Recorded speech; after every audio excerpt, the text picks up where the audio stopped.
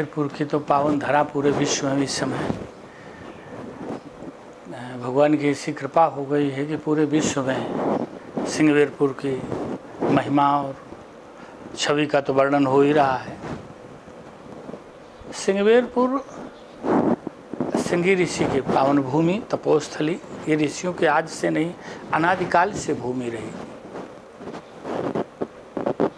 तो भगवान यही दर्शाना भी चाह रहे थे, यही दिखाना भी चाह रहे थे। तो सिंगवेरपुर भगवान की जन्मभूमि भी कही जा सकती है और कर्मभूमि भी कही जा रही है। गो निषाद राज की नगरी हर प्राणी के वाणी में है और सबकी लालसा पूरे विश्व में आज हो रही है।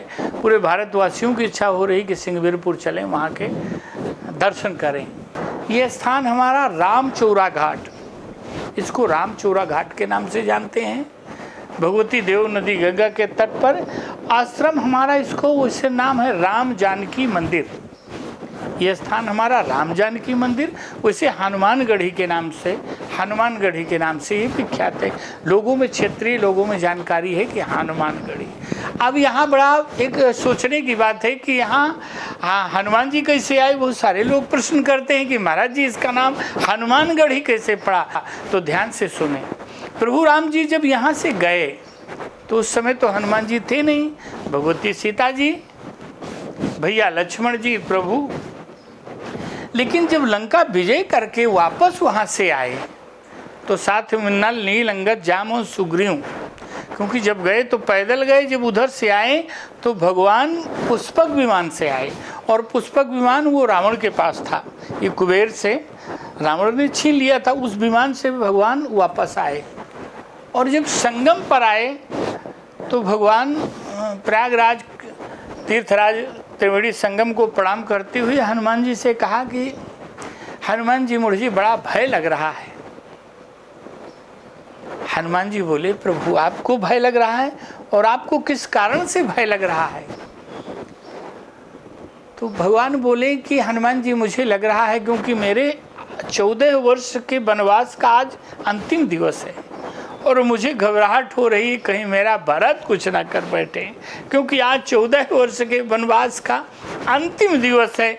मुझे यदि भय लग रहा है और डर लग रहा है तो मुझे अपने छोटे भ्राता अनुज भरत के लिए लग रहा है।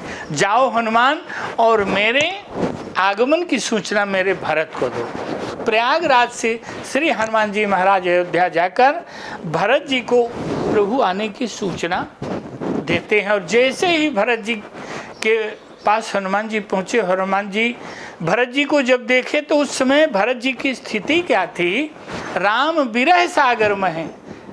प्रभु राम जी के विरह रूपी सागर में भरत जी डूबने ही वाले थे कि उसी क्षण हनुमान जी पहुँच गए और प्रभु के आगमन की सूचना दिया। और जब प्रभु के आगमन की सूचना भरत जी को प्राप्त हुई तो भरत जी के द्वारा पूरे अयोध्या में ठीक उसी प्रकार से उत्सव मनाया गया जिस प्रकार से इस समय हमारे माननीय मुख्यमंत्री जी योगी आदित्यनाथ जी अयोध्या में मोदी जी मनवा रहे हैं। ठीक इसी तरह घर घर पूरे अयोध्या में सजने लगा। अब हनुमान जी वहाँ से जब वापस आते हैं तो प्रभु भरत संगम का दर्शन कर भरद्वाज मुनि को प्रणाम दर्शन करते हुए सिंगवेरपुर की पावन भूमि में आ गए। और यहाँ आकर के, क्योंकि भगवती सीता जी जब यहाँ से गई थी तो यहाँ प्रार्थना किया था, हे देवी गंगा, यदि मैं पति और देवर के सहित सकुशल वापस आऊँगी तो आकर के आपकी मैं पूजा करूँगी। और भगवान का यहाँ विमान सिंगवेरपुर की पावन भूमि में उतरता है। उसी समय हनुमान जी वापस आ जाते हैं सिंगवेरपुर। तो जिस जगह आज आप बैठे हैं इसको हनुमानगढ़ी क्यों कहा गया? ध्यान से सुने। हनुमान जी भरत जी को सूचना दी के सिंगवेरपुर आए, विमान प्रभु का आया तो भगवती सीता जी बोली, क्योंकि भगवती सीता जी हनुमान जी को अपना पुत्र मानस पुत्र मानती थी। हनुमान जी को भगवती सीता जी ने कहा, बेटा हनुमान, मेरी इच्छा है कि यहाँ पर कुछ क्षण के लिए आप विश्राम करें। क्यों? क्योंकि मैं अभी प्रभु के साथ यहाँ पर पूजन करूँगी। क्योंकि जब मैं गई थी, भगवती सीता जी कह रही हैं कि जब हम यहाँ से गए थे उस समय हमने यहाँ मनौती किया था। मनौती एक भाषा होती है ना, प्रार्थना मनौती क्या बोलते हैं, मनौती। तो उसको करेंगे हम पूजन। जब तक मैं पूजन करूं तब तक आप यहाँ कुछ क्षण के लिए विश्राम करें। क्यों? क्योंकि आपने कहा था राम काज कीन्हे बिना मोहि कहाँ विश्राम। तो वो अब कोई काज बचा नहीं, आपने सारा कार्य पूरा कर दिया है। इसलिए मेरा निवेदन है या मेरा आदेश है, मेरी आज्ञा है, कुछ क्षण के लिए इस जगह पर आप विश्राम करें, जब तक मैं अपने पति के साथ, प्रभु के साथ, अपने स्वामी के साथ देव नदी भगवती गंगा का यहाँ पूजन करके वापस ना जाऊँ।